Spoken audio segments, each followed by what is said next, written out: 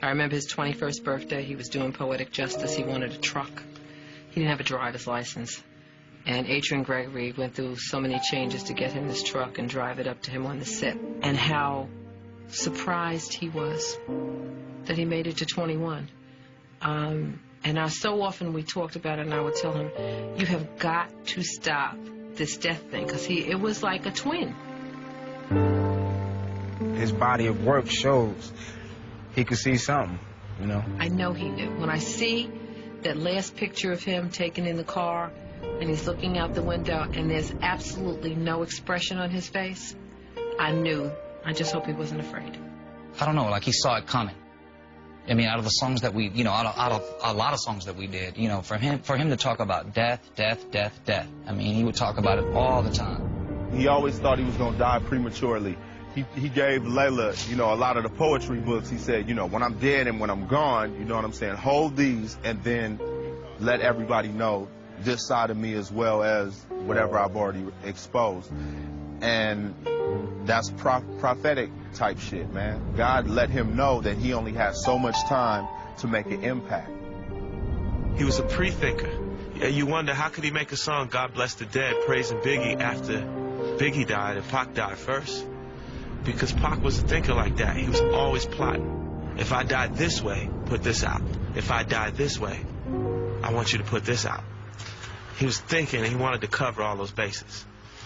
That's game, ain't it? Ooh. He was playing to win. He had a plan E, much less a plan B. After attending a Tyson fight in Las Vegas, Tupac, who was sitting in the passenger seat of a black BMW, was shot multiple times. Miraculously, the driver of the car, Suge Knight, escaped serious injury.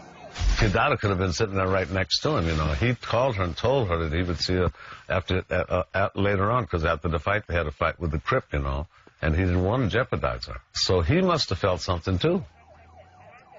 I cried right then when I heard. You know, anybody who loved him is still affecting him right now, guaranteed. He was obviously with people that didn't love him. He was supposed to have been protected.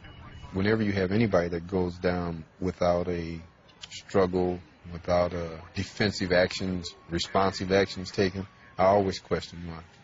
My first thought was like, but when he come out of this one, he really gonna think he's invincible. Tupac was admitted to University Medical Center where he underwent surgery, including the removal of his right lung. I walked in the room to visit him, and he was trying to tell me something. That'd always be one of the mysteries in my life. I don't know what he was trying to tell me, but he was trying to tell me something. And he was shaking the whole bed.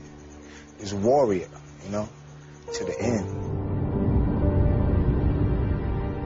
On September 13, 1996, after 6 days in critical condition, Tupac Amaru Shakur was pronounced dead. He was only 25. Quincy Jones said if Malcolm X died at 25, he would have been a street hustler named Detroit Red. If Martin Luther King died at 25, he would have been a local Baptist minister who had not yet arrived on the national scene. And if I would have died at 25, I would have been known as a trumpet player and struggling composer, just a sliver of my life potential. Pac was a prophet. He knew things that none of us seen yet. And Pac ain't never let me roll with him to pull no gun on no black man. Cause he's seen a lot of brothers gone, a lot of sisters gone, a lot of children gone. Pac wasn't no gangster. I rolled with Pac. We came up together.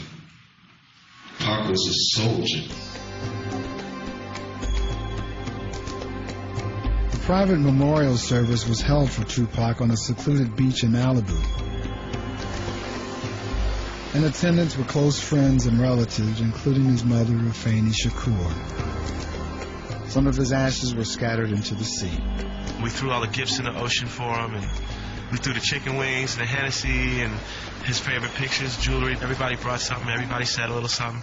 We brought drums and bongos, and people spoke, and we had fires burning. That was his funeral.